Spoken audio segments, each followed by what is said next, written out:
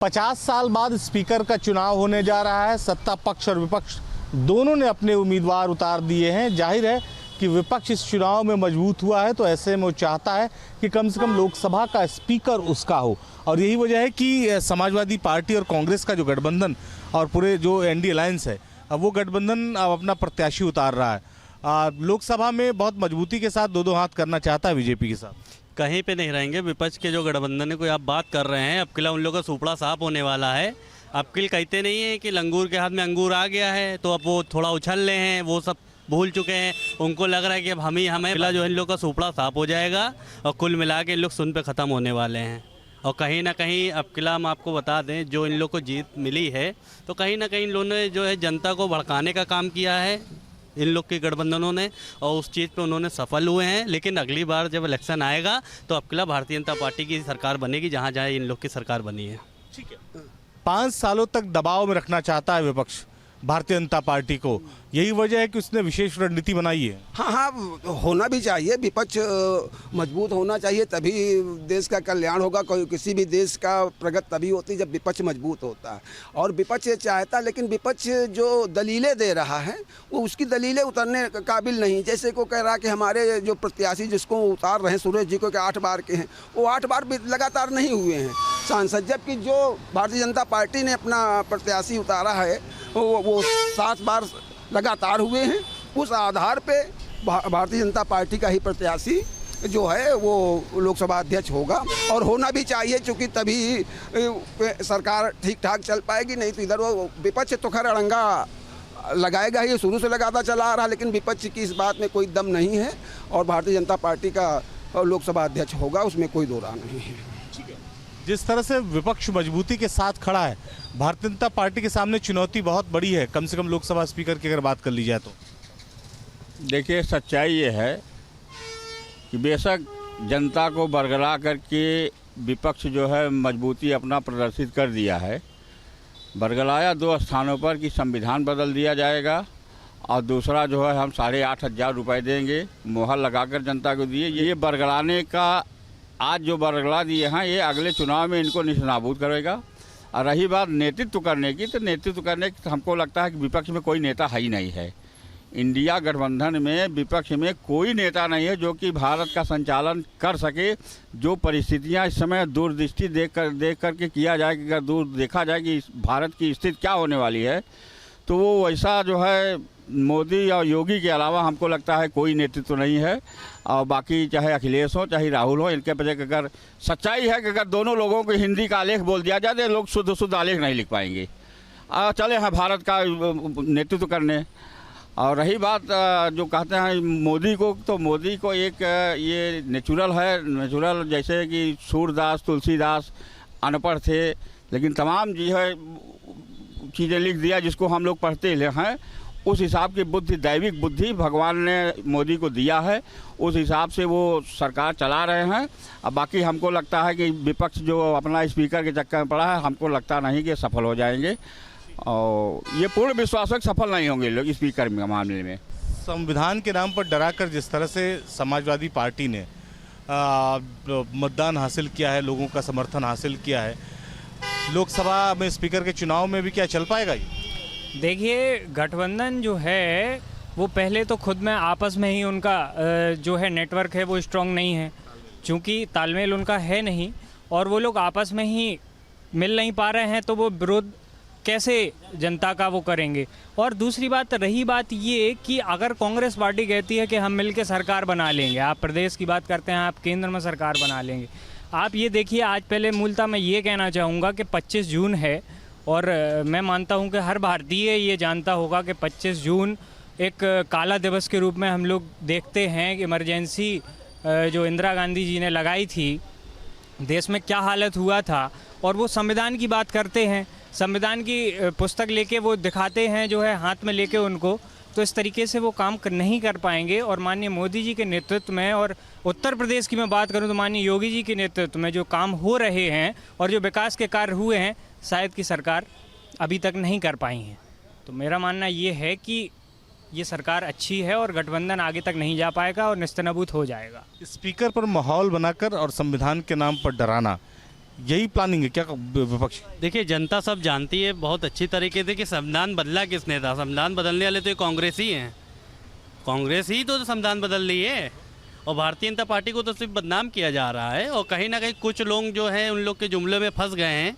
वो आने वाले टाइम पे उन लोग भी सही रास्ता देखेंगे। जो कुछ लोगों ने सपोर्ट किया है, साथ दिया है, वैसे जो लोग भटक गए हैं अपने से वो भी आ जाएंगे भारतीय जनता पार्टी में फिर से। और कहीं ना कहीं विपक्ष का सुपड़ा साफ होने वाला है। इन लोग अगली बार इलेक्शन में इन लोग का समझ लीजिए नामो निशान नहीं रहेगा कि कौन सी पार्टी कहाँ से आई है। एक सीट निकालना इनका मुश्किल हो जाएगा। जो यूपी की इंटरनल रिपोर्ट है उसमें भाजपा में आपस में ही मतभेद है। शायद यही वजह है कितना जो है परिणाम भाजपा भारतीय जनता पार्टी जो चाहती थी वो नहीं मिला। तो बीजेपी के सामने भी तो चुनौती है। बिल्कुल बिल्कुल है चुनौती, चूँकि भाजपा के जो कुछ नेता हैं यूपी के वो ठीक से काम नहीं कर रहे हैं। चूँकि यहाँ की जो पुलिस शाही, अफसरशाही बेलगाम हो चुकी है, जिसका परिणाम ये आपने इस चुनाव में देखा। और उनको बहुत ही ठीक करने की ज़रूरत है, क्योंकि कार्यकर्ताओं की अनदेखी, कोई भी पार्टी बगैर कार्यकर्ताओं के सहारे नहीं चल जाए। अगर कार्यकर्ताओं की अनदेखी अगर इसी तरह होती रहेगी तो हो सकता है और भी भयंकर परिणाम भुगतने पड़े। नहीं तो अभी तक तो खैर शासन सही चल रहा था, लेकिन इस प्रेजेंट टाइम में जो इस समय जो है पुलिस प्रशासन बेलगाम हो चुका। जैसे अब आपने अभी देखा, हमारे राकेश त्रिपाठी प्रदेश प्रवक्ता थे, वो आ रहे थे, अरे इतने बड़े जो कि उनको रोक करके जब उनके साथ हादसा हो सका तो आम कार्यकर्ता की क्या स्थिति होगी आप जान सकते। अभी एक लखीमपुर खीरी में एक कार्यकर्ता था वो जिले का, उसको लुटा के मारा पुलिस वालों। नीरज बोरा जी को घुसने नहीं दिया, कहा जो उखाड़ना होगा, जो 3 बार के विधायक हैं। तो इस पे ध्यान देना होगा बीजेपी, तभी के नाराजगी जो है वो नुकसान पहुंचा रही है। चाहे लोकसभा के अंदर की बात कर लो आप, चाहे बाहर की बात। देखिए, नाराज़गी ऐसा कोई नहीं होता है। पार्टी है, शीर्ष नेतृत्व है, तो सारी चीज़ें, संगठन है तो देख के कार्य करते हैं। वो ऐसा नहीं है, एक जुड़ाव होता है सबके प्रति। मैं इन लोगों के लिए एक बात कहना चाहूँगा, जो इनके मुद्दे थे, इंडी गठबंधन के जो इन लोगों ने मुद्दे दिए थे, और मोदी जी के, माननीय मोदी जी के 3.0 के जो उनके काम है, जो उनके मुद्दे थे, वो उनने धरातल पे लाए हुए हैं। आप देखिए, जो चेनाब विश्व का सबसे ऊंचा पुल माननीय मोदी जी की सरकार में आज बन के ट्रेन उस पर दौड़ी है। और इन लोगों के जो थे कर्नाटक में, आप सब देखिए, सरकार बनी है, पेट्रोल डीजल के रेट देखिए आप। जो ये लोग संविधान की बात कर रहे हैं, आप देखिए इन लोगों ने क्या किया है वहाँ पे, वहाँ का रिजल्ट देखिए। और आप देखिए जम्मू कश्मीर में 1500 करोड़ की माननीय मोदी जी की सरकार में उन्होंने सौगात दी है। और 3 करोड़ नए घरों के लिए, जो पक्के घरों के लिए उन्होंने, मोदी जी ने, सरकार ने, माननीय मोदी जी की मंजूरी दे दी है। तो आप इनके काम देखिए। पंजाब में बिजली के दाम बढ़ा दिए हैं, जहाँ जहाँ इनकी सरकार बन रही है वहाँ ये बिल्कुल विपरीत कार्य कर रहे हैं। बिजली और पानी की किल्लत आप देख रहे हैं। तो ऐसे इन लोगों के जो गठबंधन के लोग हैं, आप देखिए दिल्ली में आज क्या हालत है। तो ऐसे लोगों को इन लोगों ने इकट्ठा करके रखा है, जो अपने मूलतः अपनी सरकारें नहीं चला पा रहे हैं, तो वो देश में कैसे, प्रदेश की सरकार नहीं चला पा रहे हैं तो देश की सरकार कैसे। बिहार में भी पुल गिरा है। बिहार में भी पुल गिरा है। बिहार में आप देखिए, बिहार की मतलब आप उसकी वो देखिए कि इतना पुराना पुल है, मतलब आप ये तो देखिए। ठीक है, सवाल एक महत्वपूर्ण ये है कि जो बड़ी चुनौती है अब कि 5 सालों तक सदन में विपक्ष के मुद्दों को कम से कम सुनते हुए सरकार चला पाना, ये मजबूरी है भारतीय जनता पार्टी की अब। जी, कहीं ना कहीं देखिए, सबसे पहले मैं आपके चैनल के माध्यम से क्लियर कर दूं कि भारतीय जनता पार्टी देखिए बहुत अच्छी पार्टी है और सबके लिए ही बहुत अच्छा है। लेकिन कहीं ना कहीं भारतीय जनता पार्टी में कुछ लोग अब ऐसे आ गए हैं जो कार्यकर्ताओं की कोई उसमें अहमियत नहीं बची है। कार्यकर्ता एक जाता है, कहीं पे भी कोई सुनवाई नहीं है, किसी प्रकार का कोई भी जो है, आप बताएंगे मैं भारतीय जनता पार्टी के कार्यकर्ता हूँ, कार्यकर्ता आइए चलिए किनारे हटिए, ये हम लोग की इज्जत है। और यही वजह की परिणाम है। बिल्कुल। और कहीं ना कहीं भारतीय जनता पार्टी में कहीं ना कहीं शरीर में एक रीढ़ की हड्डी होती है, वो कार्यकर्ता समझ लीजिए वही भारतीय जनता पार्टी में रीढ़ की हड्डी है। उस पर इनको ध्यान देना चाहिए। मैं योगी आदित्यनाथ जी से अपील करता हूँ, माननीय नरेंद्र मोदी जी से, कि कार्यकर्ताओं पे अपने ध्यान दीजिए। अगर कार्यकर्ता ही आपका नहीं सुरक्षित रहेगा, कहीं कोई सुनवाई नहीं होगी, तो जनता की क्या आप करेंगे। हाल वही होगा जो इस बार लोकसभा चुनाव में हुआ। विपक्ष मजबूत होता जा रहा है और लगातार अपनी ताकत दिखा रहा है पूरे देश में। कैसी चुनौती मान रहे हैं आने वाले 5 सालों तक कम से कम लोकसभा में विपक्ष को? देखिए, अच्छी चीज़ है, विपक्ष मजबूत रहेगा तभी सरकार सही तरीके से चलेगी। और उसके लिए तो हम उसमें कुछ नहीं कह सकते। विपक्ष को मजबूत होना चाहिए। लेकिन रही बात जो कार्यकर्ताओं की बात अभी चल रही थी, पर ध्यान देना होगा कार्यकर्ताओं के साथ। जिस तरह से सदन की अब तस्वीर दिखाई पड़ रही है, हावी हो रहा है विपक्ष भारतीय जनता पार्टी पे? देखो, विपक्ष स्वस्थ होना चाहिए, इसमें कोई दिक्कत नहीं है, परंतु जनता के हित में, जनता का सम्मान करते हुए, भारतीय जो संसदीय व्यवस्था है उसका सम्मान करते हुए स्वस्थ हो। स्वस्थता का मतलब ये नहीं है कि हम स्वस्थ हैं तो उदंडता करें। कोई बालक अगर स्वस्थ हो तो अच्छी बात है, वैसे विपक्ष स्वस्थ है तो अच्छी बात है, परंतु उदंडता करना, अभद्रता करना, ये संसदीय मर्यादा के खिलाफ है। उसकी समाज निंदा करता है और हमेशा करेगा। वो तो बस एक बार चुनाव की बात कर रहे हैं कि लोकसभा स्पीकर का चुनाव हो जाए। चुनाव होगा और व्यवस्थित चुनाव होगा, उसमें कोई दिक्कत नहीं होगी। और जहाँ पर चुनाव की बात है वहाँ पर थोड़ा सा धैर्य की भी आवश्यकता है। जहाँ पर चुनाव की बात है वहाँ पर धैर्य की आवश्यकता है, और जब धैर्य है तो थोड़े दिन बाद रिजल्ट आ जाएगा। उसका पक्ष और विपक्ष दोनों को सम्मान करना चाहिए। विपक्ष डटा हुआ है लगातार झुकाने में भारतीय जनता पार्टी को लोकसभा में। सत्ता पक्ष और विपक्ष की दोनों की जिम्मेदारी है कि जनता की आकांक्षाओं के अनुरूप काम करे। विपक्ष का वो मतलब होता है कि विपक्ष जनता की मांगों को अच्छी तरीके से सदन में प्रस्तुत करे, और विपक्ष और सत्ता पक्ष का बंद है कि विपक्ष को जो है एकदम से नज़रअंदाज न करे, मिला जुला करके देश की समस्याओं के समाधान के लिए दोनों का होना जरूरी है। लेकिन विपक्ष को बिना किसी मुद्दे पर, ठोस मुद्दे के बजाय हंगामा करना, हुड़दंग करना और सदन को न चलने देना, ये चीज़ें मर्यादित नहीं हैं। ठीक है, हंगामा करना मकसद नहीं होना चाहिए, सदन में जनता के मुद्दे उठाए जाने चाहिए, और यही सबसे महत्वपूर्ण है। चाहे भारतीय जनता पार्टी की सरकार हो और चाहे विपक्ष हो, दोनों को इस बात का ध्यान रखना चाहिए कि सदन चले तो उसमें जनता के मुद्दे हल हों, ना कि आपसी खींचातानी। 2024 का लोकसभा चुनाव तो अभी सबने देख ही लिया, लेकिन अब लोकसभा के अंदर भी चुनाव है। और वो क्या चुनाव है? लोकसभा के अध्यक्ष का। 50 साल में पहली बार ये हो रहा है, वरना हमेशा से लोकसभा में पक्ष और विपक्ष आपसी सहमति से लोकसभा के अध्यक्ष का चुनाव कर लेता था। लेकिन इस बार विपक्ष ने भाजपा को 400 पार के पारे के पीछे धकेल दिया, तो अब लोकसभा में भी एक द्वंद्व शुरू हो गया है।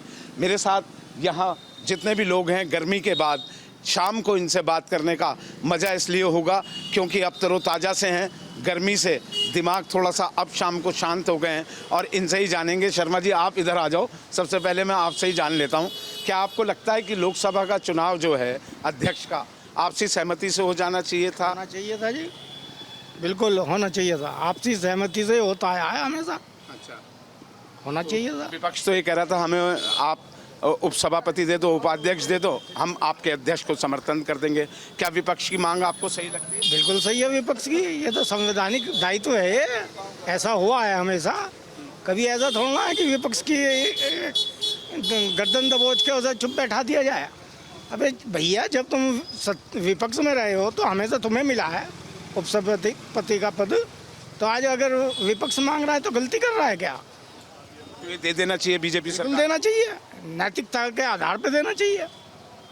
और चाहते तो ये आपसी सहमति से हो जाता अगर इनकी मांग। अगर सरकार चाहती, सत्ता पक्ष चाहता, तो ये आम सहमति से सभापति का चुनाव हो जाता। लेकिन सत्ता पक्ष आम सहमति चाहता ही नहीं। तो क्या लगता है, नंबर तो है नहीं कांग्रेस और विपक्षी के पास? कोई बात नहीं, लड़ाई लड़ेंगे, नंबर से क्या है। मनोवैज्ञानिक बढ़त तो लेंगे, युद्ध जारी रहेगा, इसमें क्या दिक्कत है? जीते हारे हार जीत तो चलती रहती है, राजनीति है ये। लड़ना जरूरी है। लड़ना जरूरी है। क्या नाम है भैया? जी उमर मोहम्मद। तुम्हें क्या लगता है कि लोकसभा अध्यक्ष का जो चुनाव खबर से वाकिफ हो, जो लोकसभा में चल रहा है इस समय, जी, उसका चुनाव आपसी सहमति से होना चाहिए था या वोटिंग करके? अब कांग्रेस ने भी अपना खड़ा कर दिया, विपक्ष ने। सहमति से। सहमति से होना चाहिए था। जी। बीजेपी को दे देना चाहिए था उन्हें उपाध्यक्ष। जी। गलत कर रही है बीजेपी। जी। क्या नाम है भैया? राकेश गोस्वामी। राकेश जी, आपको क्या लगता है इस पूरे प्रकरण पे क्या राय है आप? आपसी सहमति से ही बनना चाहिए था ये। ऐसे आप बीजेपी के सपोर्टर हैं? हाँ, बीजेपी के सपोर्टर हैं। तो इसमें आपको लगता है कि बीजेपी को दे देना चाहिए था उपाध्यक्ष का? देने का क्या मतलब? अच्छा, अभी आप कह रहे हैं ना आपसी सहमति से। हाँ, देने का उनका क्या मतलब है? रोल ही नहीं है उनका कोई। अच्छा, विपक्ष का कोई रोल नहीं? विपक्ष का कोई रोल ही नहीं है इसमें। अच्छा, पूर्व में जो होता आया एक परंपरा रही है, चाहे कांग्रेस की सरकार रही हो, लेकिन विपक्ष को उन्होंने दिया है उपाध्यक्ष पद का पद, तो ये आपसी सहमति से ये परंपरा निभनी चाहिए थी या नहीं? नहीं, उनका रोल ही नहीं है कोई रोल नहीं है। नहीं, उनका विपक्ष का कोई रोल ही नहीं है इसमें। जो बीजेपी कर रही है ठीक है, बीजेपी सही कर रही है। भाई साहब क्या नाम है आपका? नाम नहीं, मैं राजनीति से बहुत दूर हूँ और राजनीति में ज़्यादा इंटरफेयर नहीं है मेरा। लेकिन ये राजनीति आपने मुझसे क्वेश्चन पूछा है तो मेरा एक सीधा सा है कि एक फुंसी होती है और यदि हम उसका सही समय पर उपचार नहीं करते तो वो कैंसर बन जाता है। एक समय था राष्ट्रपति का चुनाव भी आपसी सहमति से होता था और मैं ये मान के चलता हूँ कि अब्दुल कलाम के विरोध में ये पद्धति वहाँ से शुरू हुई है कि अब्दुल कलाम एक बहुत अच्छे राष्ट्रपति हुए, उनके विरोध में नहीं होना चाहिए, वेल क्वालिफाइड आदमी। लेकिन ये पद्धति कहाँ से शुरू हुई? लास्ट टाइम मुर्मू भी खड़ी हुई, उनके अगेंस्ट में भी वेल नोन आदमी है। अगर जो हम गहराई में जाएंगे और समझेंगे तो ये पद्धति जहाँ से शुरू हुई है अब ये उन्हीं को सामना करना पड़ रहा है कि एक मत से जो पहले चीज़ हुआ करती थी वो आज चीज़ नहीं हो पा रही है। इसके सूत्रधार भी वही हैं जो इसका इस समय सामना कर रहे हैं और यदि वो ऐसा कर रहे हैं तो भाई पद्धति तो आपने ही शुरू की है ना। जो राष्ट्रपति पद हुआ करता था वो पहले आप 47 के बाद से देखें और जब तक अब्दुल कलाम थे सब एक ही राष्ट्रपति और उसका विरोध नहीं होता था। ये इलेक्शन में एक अच्छे आदमी के साथ बुद्धिमान आदमी के सामने यदि खड़े करने की प्रवृत्ति आई तो वही आई जो आज जिस बात को रो रहे हैं। और यदि उन्हें इस बात का सामना करना पड़ रहा है तो भाई दर्द क्यों हो रहा है? दर्द नहीं होना चाहिए। और फिर यदि आप लड़ रहे हैं तो लड़िए भाई, लड़ना चाहिए और लड़ने के बाद फिर रोएं। एक तो चीज़ है लड़ना नहीं है भाई, हमें बनाना बना दीजिए, ठीक है सर्वसम्मति से। एक है हम लड़ भी रहे हैं, अब लड़ रहे हैं, अब हार हमें दिखाई दे रही है तो दर्द क्यों हो रहा है? युद्ध तो युद्ध की तरह से ही लड़ा जाता है ना। यदि युद्ध लड़ लिया तो उसमें दो ही चीज़ होती हैं, पहलवान दो चीज़ होती हैं, या तो जीत गया हार गया। और जब हार गया तो उस हार को हार की तरह स्वीकार कीजिए, रोइए मत। मेरा कहना ये है, हालांकि मैं राजनीति से दूर हूँ बहुत। भाई साहब ये कह रहे हैं अब्दुल कलाम बहुत पढ़े लिखे बहुत सभ्य आदमी थे। ये पहले व्यक्ति ऐसे हैं, आज से पहले जितने भी राष्ट्रपति चुनाव लड़े हैं वे तो हमेशा सर्वसम्मति से चुनाव जीत गए। अब्दुल कलाम से पहले वे सब जो पहले बने थे इनके अनुसार वे सब अनपढ़ थे। इनका कहने का मतलब ये है। क्या नाम है आपका? दिनेश अग्रवाल। हमने किसी को अनपढ़ नहीं बोला, हमने बोला पद्धति सिस्टम चेंज होने का। हमने किसी को अनपढ़ नहीं बोला। मैंने भी कहा से उन्होंने नहीं, हमने किसी को अनपढ़ नहीं बोला। कौन क्वालिफाइड है कौन नहीं है। और जहाँ तक क्वालिफाइड की बात है तो मुझे ये भी पता है कि इस देश का राष्ट्रपति 8वीं पास भी बन चुका है, मैंने उसके बारे में नहीं बोला। यदि गहराई से जाएंगे मुझे सब पता, लेकिन हमने किसी की क्वालिफिकेशन पे बात नहीं की। हमने ये कहा पद्धति कहाँ से चेंज हुई और सिस्टम चेंज नहीं होना चाहिए। जिस सिस्टम को हम फॉलो करते आ रहे हैं उस सिस्टम को ही फॉलो करना चाहिए। हमने कहा ये सिस्टम कहाँ से बता 8वीं पास 4थी पास से तो ज़्यादा पढ़ा लिखा था। क्या नाम है साहब आपका? दिनेश अग्रवाल। दिनेश जी, आपको क्या लगता है जो संसद में चल रहा है उसमें क्या आपको लगता है कि सत्ता और विपक्ष आपसी सहमति से चुनाव हो जाना चाहिए था या कैसे? ये तो सत्ता पक्ष का ही होना चाहिए। लोकसभा अध्यक्ष, लोकसभा उपाध्यक्ष भी इनके होने चाहिए, जब विपक्ष होने काम कर पाएंगे। दोनों इनके ही होने चाहिए। इनके ही होने चाहिए। क्या नाम है भैया? मेरा मनोज वर्मा है जी। मनोज जी, आपको क्या लगता है? देखो ये तो खैर भाई आज़ादी के बाद जो है सरकार तो भाजपा की भी रही है और कांग्रेस की भी रही है और हमेशा सहमति से ही जो है कभी चुनाव नहीं हुआ, हमें सहमति ही बनी है इस पद पे। पहली बार जो है कांग्रेस ने जिद करके अड़ के कि नहीं ये हमारे बनेगा, एक मतलब ब्लैकमेलिंग सी हो गई ना। तो पहली बार ऐसा हो रहा है कि ब्लैकमेलिंग सी हो रही है कि जो है हमारे बनाओ स्पीकर, हमारे बनाओ स्पीकर। भाई जब आपके पास नंबर नहीं है तो आपका स्पीकर कैसे बन जाएगा?